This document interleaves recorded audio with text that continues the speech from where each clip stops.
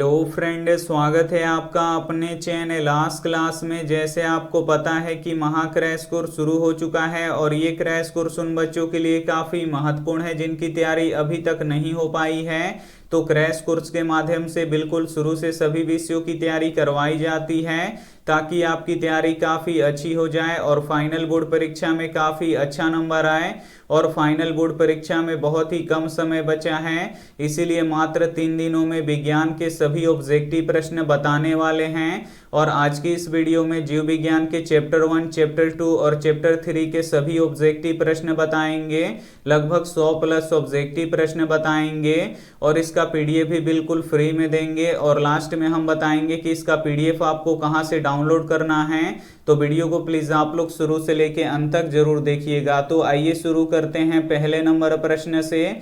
तो पहला नंबर प्रश्न है कि हरे पौधों में भोजन बनने की प्रक्रिया को क्या कहते हैं। यहाँ पे आपको बताना है कि हरे पौधों में भोजन बनने की प्रक्रिया को क्या कहते हैं।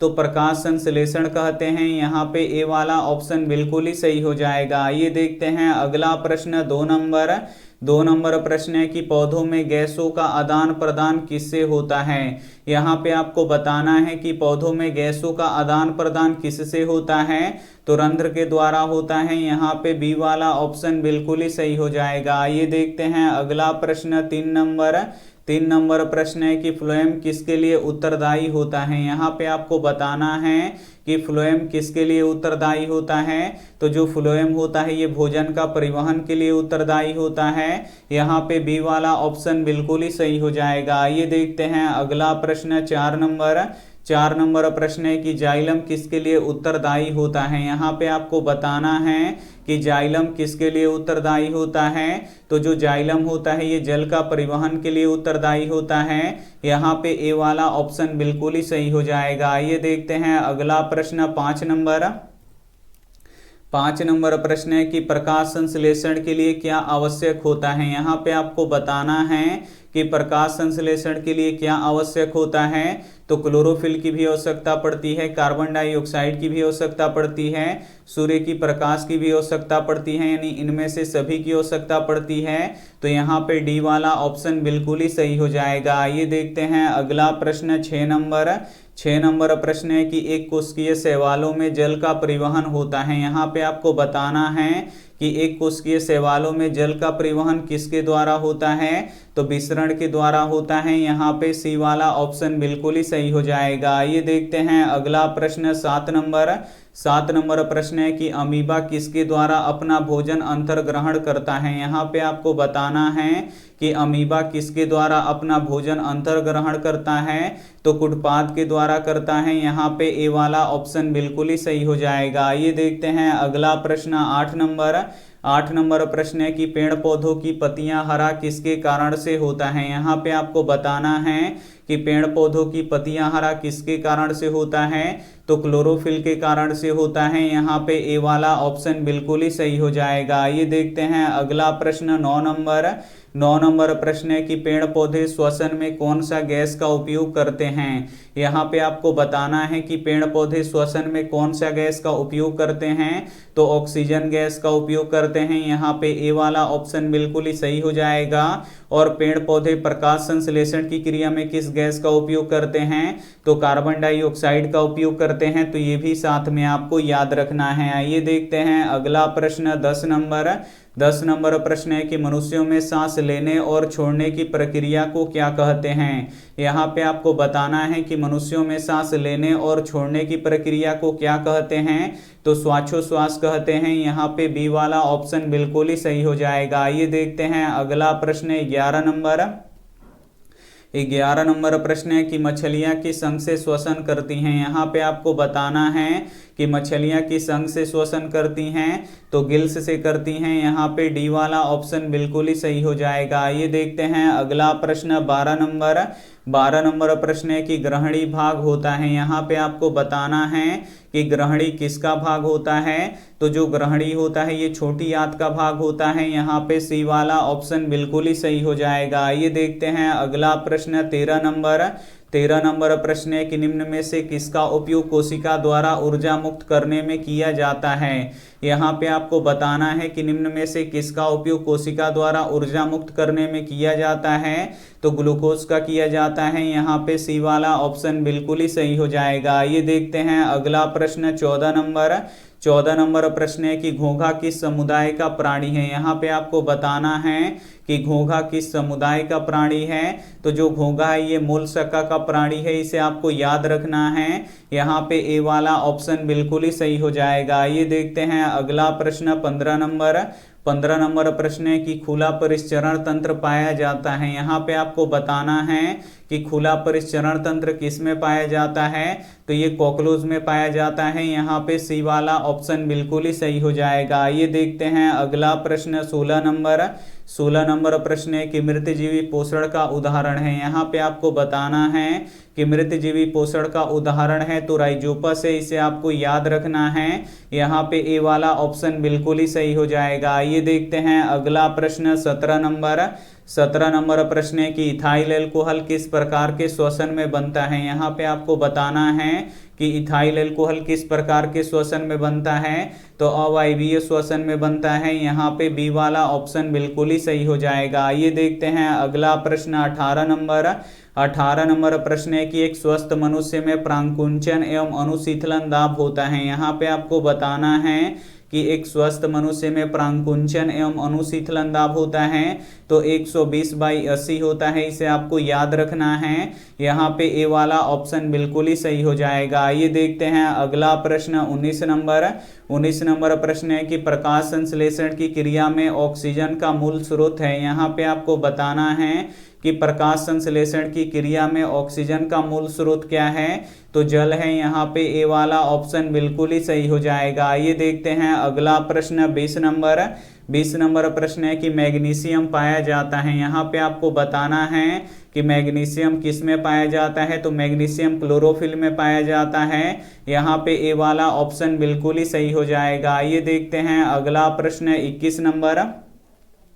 21 नंबर प्रश्न है कि फूल में नर प्रजनन अंग होता है। यहाँ पे आपको बताना है कि फूल में नर प्रजनन अंग कौन सा होता है। तो पुंकेसर होता है। यहाँ पे ए वाला ऑप्शन बिल्कुल ही सही हो जाएगा। ये देखते हैं अगला प्रश्न 22 नंबर प्रश्न है कि अंडाणु का निषेचन कहाँ होता है। यहाँ पे आपको बताना है कि अंडाणु का निषेचन कहाँ होता है। तो फेलोपियन नलिका में होता है। यहाँ पे सी वाला ऑप्शन बिल्कुल ही सही हो जाएगा। ये देखते हैं अगला प्रश्न 23 नंबर प्रश्न है कि द्विखंडन होता है। यहाँ पे आपको बताना है कि द्विखंडन किस में होता है। तो द्विखंडन अमीबा में होता है। यहाँ पे ए वाला ऑप्शन बिल्कुल ही सही हो जाएगा। ये देखते हैं अगला प्रश्न 24 नंबर प्रश्न है कि वृक्क के संरचनात्मक एवं क्रियात्मक इकाई को क्या कहते हैं। यहाँ पे आपको बताना है कि वृक्क के संरचनात्मक एवं क्रियात्मक इकाई को क्या कहते हैं। तो नेफ्रॉन कहते हैं। यहाँ पे डी वाला ऑप्शन बिल्कुल ही सही हो जाएगा। ये देखते हैं अगला प्रश्न 25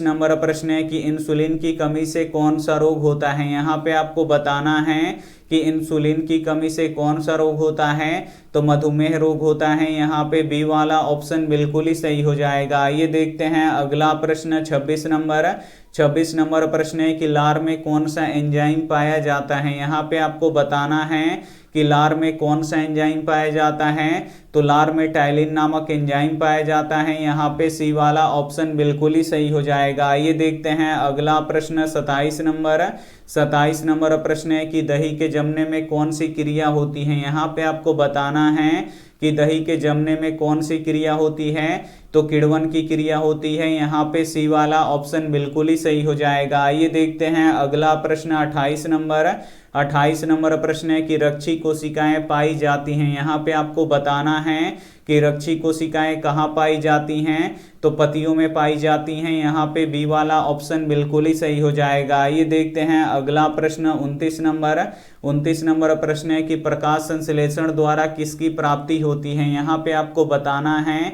कि प्रकाश संश्लेषण के द्वारा किसकी प्राप्ति होती है। तो ग्लूकोज की प्राप्ति होती है। यहाँ पे सी वाला ऑप्शन बिल्कुल ही सही हो जाएगा। ये देखते हैं अगला प्रश्न 30 30 नंबर प्रश्न है कि वो कौन सा प्रक्रम है जिसके द्वारा शरीर में ऊर्जा उत्पन्न होता है। यहाँ पे आपको बताना है कि वो कौन सा प्रक्रम है जिसके द्वारा शरीर में ऊर्जा का उत्पादन होता है।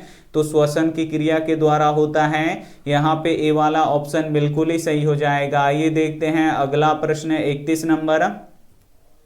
31 नंबर प्रश्न है कि कोशिका झिल्ली किस प्रकार की झिल्ली है। यहाँ पे आपको बताना है कि कोशिका झिल्ली किस प्रकार की झिल्ली है। तो कोशिका झिल्ली अर्धपरागम्य झिल्ली है। यहाँ पे सी वाला ऑप्शन बिल्कुल ही सही हो जाएगा। ये देखते हैं अगला प्रश्न 32 नंबर। 32 नंबर प्रश्न है कि मानव हृदय में कितने कोष्ठ पाए जाते हैं। यहाँ पे आपको बताना है कि मानव हृदय में कितने कोष्ठ पाए जाते हैं। तो मानव हृदय में 4 कोष्ठ पाए जाते हैं। यहाँ पे बी वाला ऑप्शन बिल्कुल ही सही हो जाएगा। ये देखते हैं अगला प्रश्न 33 नंबर। 33 नंबर प्रश्न है कि पीतरस कहाँ से निकलता है। यहाँ पे आपको बताना है कि पीतरस कहाँ से निकलता है। तो जो पीतरस होता है ये यकृत से निकलता है। यहाँ पे बी वाला ऑप्शन बिल्कुल ही सही हो जाएगा। ये देखते हैं अगला प्रश्न 34 नंबर। 34 नंबर प्रश्न है कि रक्त किसके कारण से लाल दिखाई देता है। यहाँ पे आपको बताना है कि रक्त किसके कारण से लाल दिखाई देता है। तो रक्त हीमोग्लोबिन के कारण से लाल दिखाई देता है। यहाँ पे ए वाला ऑप्शन बिल्कुल ही सही हो जाएगा। ये देखते हैं अगला प्रश्न 35 नंबर। 35 नंबर प्रश्न है कि रक्त का थक्का किस अवयव के द्वारा बनता है। यहाँ पे आपको बताना है कि रक्त का थक्का किस अवयव के द्वारा बनता है। तो प्लेटलेट्स के कारण से बनता है। यहाँ पे बी वाला ऑप्शन बिल्कुल ही सही हो जाएगा। ये देखते हैं अगला प्रश्न 36 नंबर। 36 नंबर प्रश्न है कि कवक में पोषण की कौन सी विधि पाई जाती है। यहाँ पे आपको बताना है कि कवक में पोषण की कौन सी विधि पाई जाती है। तो इसमें मृतजीवी पोषण पाई जाती है। यहाँ पे ए वाला ऑप्शन बिल्कुल ही सही हो जाएगा। ये देखते हैं अगला प्रश्न 37 नंबर। 37 नंबर प्रश्न है कि हरे पौधों में कौन सा पोषण होता है। यहाँ पे आपको बताना है कि हरे पौधों में कौन सा पोषण होता है। तो स्वपोषी पोषण होता है। यहाँ पे सी वाला ऑप्शन बिल्कुल ही सही हो जाएगा। ये देखते हैं अगला प्रश्न 38 नंबर। 38 नंबर प्रश्न है कि मछलियाँ किससे श्वसन करती हैं। यहाँ पे आपको बताना है कि मछलियाँ किससे श्वसन करती हैं। तो मछलियाँ गिल्स यानी गलफड़े से श्वसन करती हैं। यहाँ पे डी वाला ऑप्शन बिल्कुल ही सही हो जाएगा। ये देखते हैं अगला प्रश्न 39 नंबर।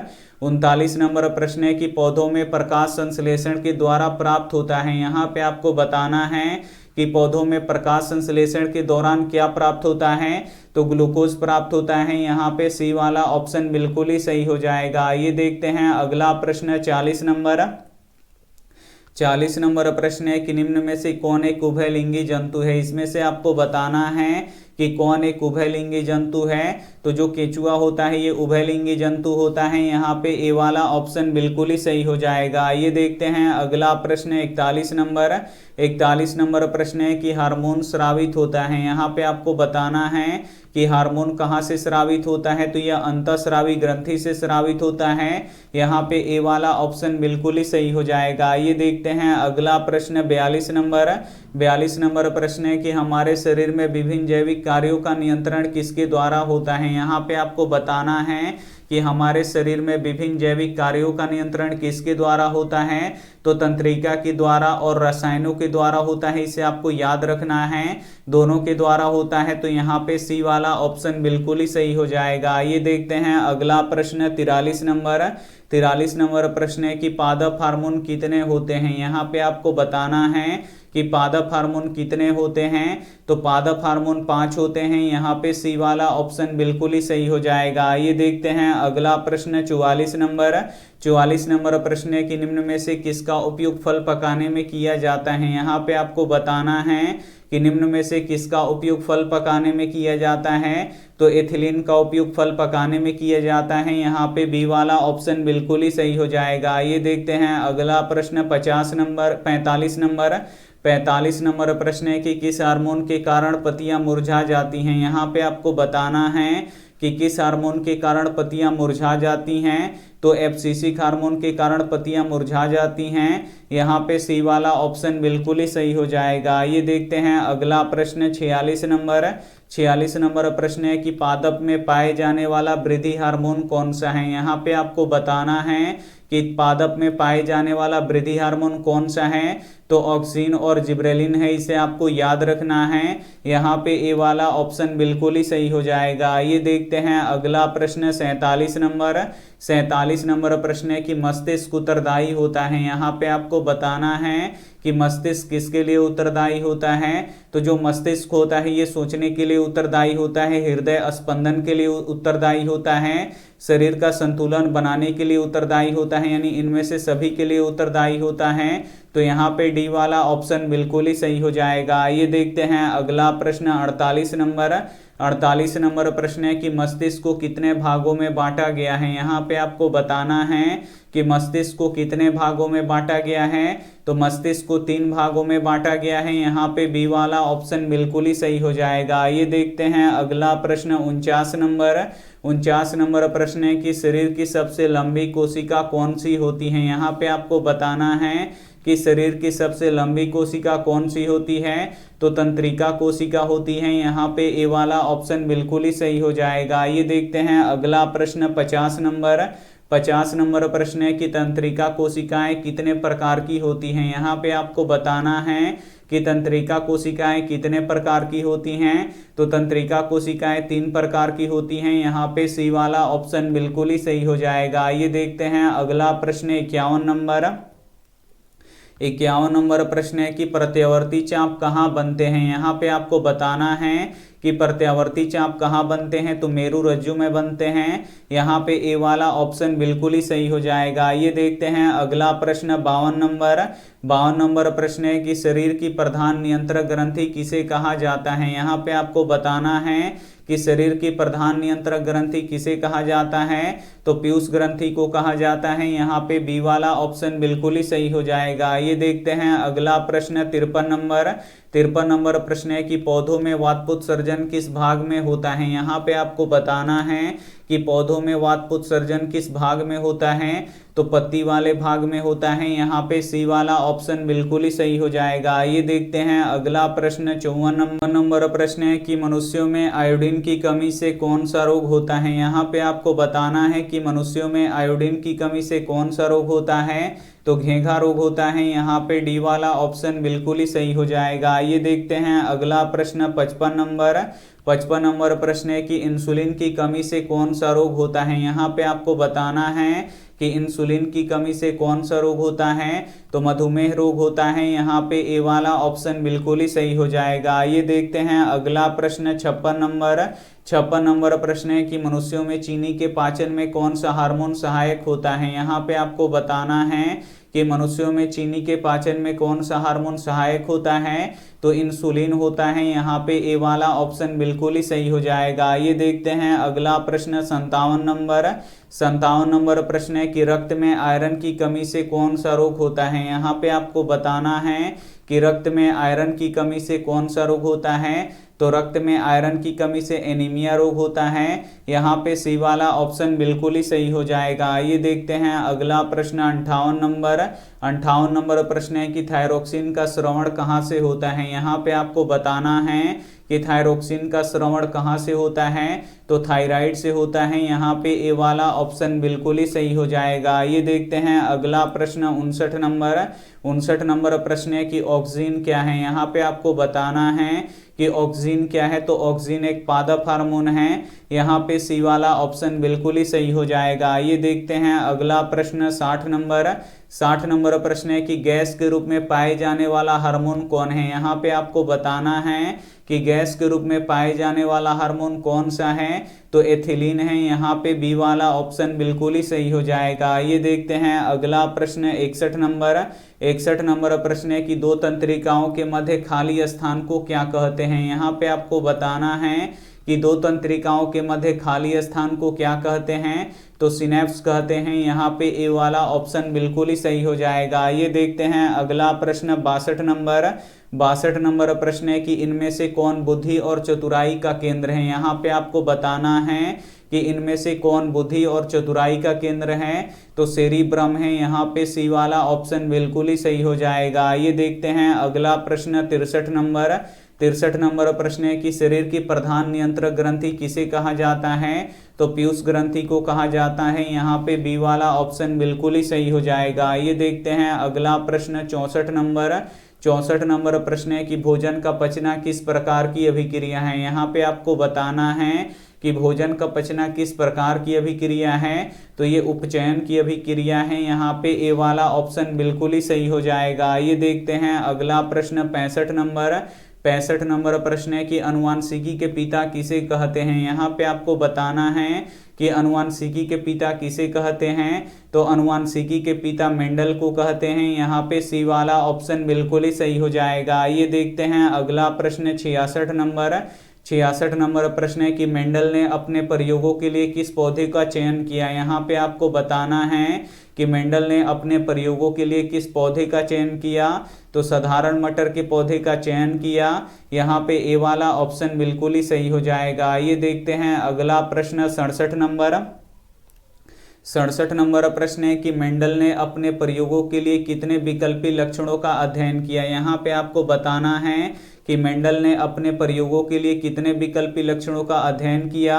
तो 7 विकल्पी लक्षणों का अध्ययन किया। यहाँ पे बी वाला ऑप्शन बिल्कुल ही सही हो जाएगा। ये देखते हैं अगला प्रश्न 68 नंबर प्रश्न है कि निम्न में से कौन बौने पौधे को दर्शाता है। इसमें से आपको बताना है कि कौन बौने पौधे को दर्शाता है। तो दोनों छोटा टी बौने पौधे को दर्शाता है। यहाँ पे बी वाला ऑप्शन बिल्कुल ही सही हो जाएगा। ये देखते हैं अगला प्रश्न 69 नंबर प्रश्न है कि निम्न में से कौन सभी जीवों में वंशानुगत गुणों को पीढ़ी दर पीढ़ी संचरित करता है। यहाँ पे आपको बताना है कि निम्न में से कौन सा सभी जीवों में वंशानुगत गुणों को पीढ़ी दर पीढ़ी संचरित करता है।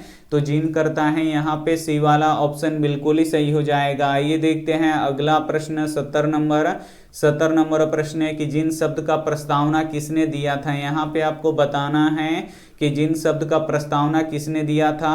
तो जोहानसन ने दिया था। यहाँ पे डी वाला ऑप्शन बिल्कुल ही सही हो जाएगा। ये देखते हैं अगला प्रश्न 71 नंबर प्रश्न है कि मनुष्यों में गुणसूत्र कितने जोड़ी पाई जाती है। तो मनुष्यों में गुणसूत्र 23 जोड़ी पाई जाती हैं। यहाँ पे सी वाला ऑप्शन बिल्कुल ही सही हो जाएगा। ये देखते हैं अगला प्रश्न 72 नंबर प्रश्न है कि मनुष्यों में गुणसूत्रों की संख्या कितनी होती है। तो मनुष्यों में गुणसूत्रों की संख्या 46 होती है। यहाँ पे ए वाला ऑप्शन बिल्कुल ही सही हो जाएगा। ये देखते हैं अगला प्रश्न 73 नंबर प्रश्न है कि मनुष्यों के 22वें जोड़ी क्रोमोसोम को क्या कहते हैं। यहाँ पे आपको बताना है कि मनुष्यों के 22वें जोड़ी क्रोमोसोम को क्या कहते हैं। तो ऑटोसोम कहते हैं। यहाँ पे ए वाला ऑप्शन बिल्कुल ही सही हो जाएगा। ये देखते हैं अगला प्रश्न 74 नंबर प्रश्न है कि मनुष्य के 23वें जोड़ी क्रोमोसोम को क्या कहते हैं। यहाँ पे आपको बताना है कि मनुष्य के 23वें जोड़ी क्रोमोसोम को क्या कहते हैं। तो लिंक क्रोमोसोम कहते हैं। यहाँ पे बी वाला ऑप्शन बिल्कुल ही सही हो जाएगा। ये देखते हैं अगला प्रश्न 75 नंबर प्रश्न है कि स्त्रियों का लिंग गुणसूत्र होता है। यहाँ पे आपको बताना है कि स्त्रियों का लिंग गुणसूत्र होता है तो XX होता है। यहाँ पे ए वाला ऑप्शन बिल्कुल ही सही हो जाएगा। ये देखते हैं अगला प्रश्न 76 नंबर प्रश्न है कि पुरुषों का लिंग गुणसूत्र होता है। यहाँ पे आपको बताना है कि पुरुषों का लिंग गुणसूत्र क्या होता है। तो XY होता है। यहाँ पे बी वाला ऑप्शन बिल्कुल ही सही हो जाएगा। ये देखते हैं अगला प्रश्न 77 नंबर। यहाँ पे रिपीट हो गया है कि पुरुषों का लिंग गुणसूत्र क्या होता है। तो XY होता है। यहाँ पे बी वाला ऑप्शन बिल्कुल ही सही हो जाएगा। ये देखते हैं अगला प्रश्न 78 नंबर प्रश्न है कि मानव का उद्भव कहाँ हुआ था। यहाँ पे आपको बताना है कि मानव का उद्भव कहाँ हुआ था। तो अफ्रीका में हुआ था। यहाँ पे बी वाला ऑप्शन बिल्कुल ही सही हो जाएगा। ये देखते हैं अगला प्रश्न 79 नंबर प्रश्न है कि प्राकृतिक संसाधन है। ए ऑप्शन है कोयला, बी ऑप्शन है जल। यहाँ पे ए ऑप्शन है वन, बी ऑप्शन है जल, सी ऑप्शन है कोयला, डी ऑप्शन है सभी। तो यहाँ पे आपको बताना है कि प्राकृतिक संसाधन है। तो इसमें से तीनों क्या है, प्राकृतिक संसाधन है। यहाँ पे डी वाला ऑप्शन बिल्कुल ही सही हो जाएगा। ये देखते हैं अगला प्रश्न 80 नंबर प्रश्न है कि द ओरिजिन ऑफ स्पीसीज नामक पुस्तक किसने लिखा है। यहाँ पे आपको बताना है कि द ओरिजिन ऑफ स्पीसीज नामक पुस्तक किसने लिखा। तो चार्ल्स डार्विन ने लिखा है। यहाँ पे ए वाला ऑप्शन बिल्कुल ही सही हो जाएगा। ये देखते हैं अगला प्रश्न 81 नंबर। 81 नंबर प्रश्न है कि जीवों की उत्पत्ति से पहले पृथ्वी पर निम्न में से क्या नहीं था। यहाँ पे आपको बताना है कि जीवों की उत्पत्ति से पहले पृथ्वी पर क्या नहीं था। तो कार्बन डाइऑक्साइड नहीं था, ऑक्सीजन नहीं था, नाइट्रोजन डाइऑक्साइड नहीं था, यानी इनमें से सभी नहीं था। तो यहाँ पे डी वाला ऑप्शन बिल्कुल ही सही हो जाएगा। आइए देखते हैं अगला प्रश्न 82 नंबर।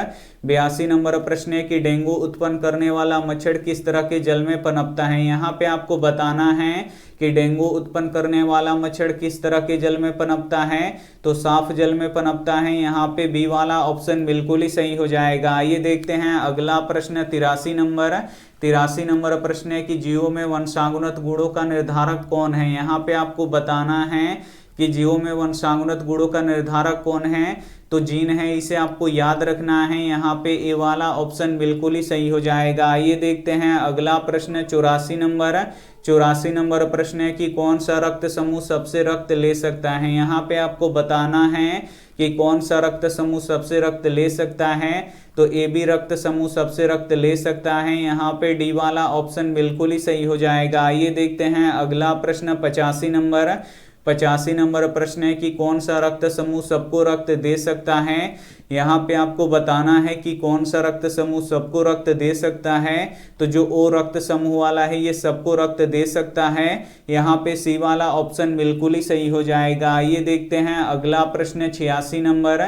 86 नंबर प्रश्न है कि किसी जीव की जीनी संरचना कहलाती है। यहाँ पे आपको बताना है कि किसी जीव की जीनी संरचना क्या कहलाती है। तो जीनोटाइप कहलाती है। यहाँ पे बी वाला ऑप्शन बिल्कुल ही सही हो जाएगा। आइए देखते हैं अगला प्रश्न 87 नंबर।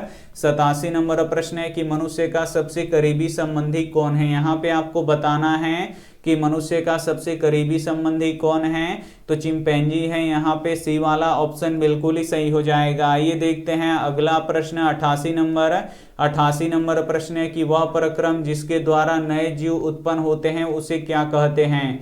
यहाँ पे आपको बताना है कि वह प्रक्रम जिसके द्वारा नए जीव उत्पन्न होते हैं उसे क्या कहते हैं। तो उसे जनन कहते हैं। यहाँ पे ए वाला ऑप्शन बिल्कुल ही सही हो जाएगा। आइए देखते हैं अगला प्रश्न 89 नंबर। 89 नंबर प्रश्न है कि जीवाश्म विज्ञान में किसका अध्ययन होता है। यहाँ पे आपको बताना है कि जीवाश्म विज्ञान में किसका अध्ययन होता है। तो जीवाश्मों का अध्ययन होता है। यहाँ पे ए वाला ऑप्शन बिल्कुल ही सही हो जाएगा। आइए देखते हैं अगला प्रश्न 90 नंबर। 90 नंबर प्रश्न है कि जनन कितने प्रकार के होते हैं। यहाँ पे आपको बताना है कि जनन कितने प्रकार के होते हैं। तो जनन 2 प्रकार के होते हैं। यहाँ पे बी वाला ऑप्शन बिल्कुल ही सही हो जाएगा। आइए देखते हैं अगला प्रश्न 91 नंबर। 91 नंबर प्रश्न है कि नर युग्मक और मादा युग्मक के संलग्न को क्या कहते हैं। यहाँ पे आपको बताना है कि नर युग्मक और मादा युग्मक के संलग्न को क्या कहते हैं। तो निषेचन कहते हैं। यहाँ पे बी वाला ऑप्शन बिल्कुल ही सही हो जाएगा। आइए देखते हैं अगला प्रश्न 92 नंबर। 92 नंबर प्रश्न है कि निषेचन की क्रिया किस में होती है। यहाँ पे आपको बताना है कि निषेचन की क्रिया किस में होती है। तो पुष्पी पादपों एवं जंतुओं में होती है। यहाँ पे बी वाला ऑप्शन बिल्कुल ही सही हो जाएगा। आइए देखते हैं अगला प्रश्न 93 नंबर।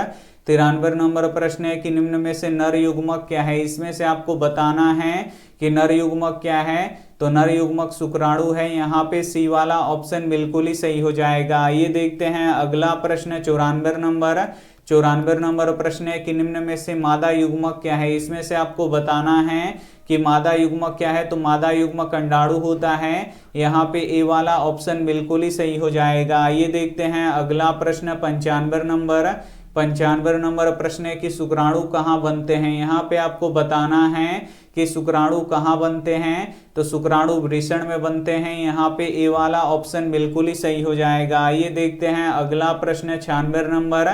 96 नंबर प्रश्न है कि स्त्रियों में अंडाशय की संख्या कितनी होती है। यहाँ पे आपको बताना है कि स्त्रियों में अंडाशय की संख्या कितनी होती है, तो 2 होती है। यहाँ पे बी वाला ऑप्शन बिल्कुल ही सही हो जाएगा। आइए देखते हैं अगला प्रश्न 97 नंबर प्रश्न है कि मनुष्यों में नर जननांग निम्नलिखित में से कौन है। यहाँ पे आपको बताना है कि मनुष्यों में नर जननांग कौन सा है, तो वृषण है, शुक्रवाहिका है, मूत्र मार्ग है, यानी इनमें से सभी है। तो यहाँ पे डी वाला ऑप्शन बिल्कुल ही सही हो जाएगा। आइए देखते हैं अगला प्रश्न 98 नंबर प्रश्न है कि अंडाणु का निषेचन कहाँ होता है। यहाँ पे आपको बताना है कि अंडाणु का निषेचन कहाँ होता है, तो फैलोपियन नलिका में होता है। यहाँ पे सी वाला ऑप्शन बिल्कुल ही सही हो जाएगा। आइए देखते हैं अगला प्रश्न 99 नंबर प्रश्न है कि माँ के रुधिर से पोषण मिलता है। यहाँ पे आपको बताना है कि माँ के रुधिर से किसे पोषण मिलता है, तो भ्रूण को पोषण मिलता है। यहाँ पे ए वाला ऑप्शन बिल्कुल ही सही हो जाएगा। आइए देखते हैं अगला प्रश्न 100 नंबर प्रश्न है कि मानव मादा का गर्भकाल का समय कितना होता है। यहाँ पे आपको बताना है कि मानव मादा का गर्भकाल का समय कितना होता है, तो 9 महीना का होता है। यहाँ पे ए वाला ऑप्शन बिल्कुल ही सही हो जाएगा। यहाँ पे जीव विज्ञान के चैप्टर 1, चैप्टर 2 और चैप्टर 3 के सभी ऑब्जेक्टिव प्रश्न बता चुके हैं। अब हम बताते हैं कि इसका पीडीएफ आप लोग कहाँ से डाउनलोड कर सकते हैं। तो सभी के फोन में होता है गूगल क्रोम, उस क्रोम को क्या कर लेना है, आपको ओपन कर लेना है। अब इसके सर्च बॉक्स में आपको लिखना है आस्क क्लास, तो हम यहाँ पे लिख देते हैं ASK और फिर CLASS। यहाँ पे हम आस्क क्लास लिख के सर्च कर देंगे और जैसे ही सर्च करेंगे यहाँ पे आस्क क्लास लिखा हुआ आ जाएगा। इस पे आपको क्लिक करना है और जैसे ही क्लिक कीजिएगा आप हमारे ऑफिशियल वेबसाइट पे आ जाएगा। यहाँ से आप लोग टेस्ट दे सकते हैं, यहाँ से PDF डाउनलोड कर सकते हैं। तो यहाँ पे आप लोग टेस्ट जरूर दीजिएगा। यहाँ पे देखिए आज का यहाँ पे टेस्ट चल रहा है, मिक्स टेस्ट, तो आप लोग टेस्ट जरूर दीजिए। टेस्ट दीजिएगा तो आपका परीक्षा का हैबिट बनेगा, तो आप लोग टेस्ट जरूर दीजिए। यहाँ पे देखिए बहुत सारे बच्चों ने टेस्ट दे दिए हैं। अगर आप टेस्ट नहीं दिए हैं तो यहाँ से आके टेस्ट दीजिए। यहाँ पे देखिए 884 बच्चों ने टेस्ट दे दिए हैं। बस आपको क्या करना है, यहाँ पे स्टार्ट करना है और स्टार्ट जैसे कीजिएगा यहाँ पे नाम लिखने का आएगा, नाम लिखिएगा, उसके बाद आपका एग्जाम स्टार्ट हो जाएगा। और यहाँ से आप लोग PDF डाउनलोड कर सकते हैं। यहाँ पे डाउनलोड PDF लिखा हुआ है और इसका PDF अभी हम अपलोड नहीं किए हैं। जैसे ही बन जाता है वैसे ही हम यहाँ पे अपलोड कर देंगे। यहाँ से आप लोग डाउनलोड कर लीजिएगा। और कल यहाँ पे आज सुबह पढ़ाए थे, सुबह संस्कृत का 50 गेस, यहाँ पे संस्कृत का ऑब्जेक्टिव प्रश्न उसका PDF दे चुके हैं, तो इसे आप लोग डाउनलोड कर लीजिएगा। और उसके बाद यहाँ से आप लोग क्वेश्चन बैंक पढ़ सकते हैं, काफ़ी अच्छी तरीके से आप लोग क्वेश्चन बैंक पढ़ सकते हैं, ऑब्जेक्टिव सब्जेक्टिव पढ़ सकते हैं।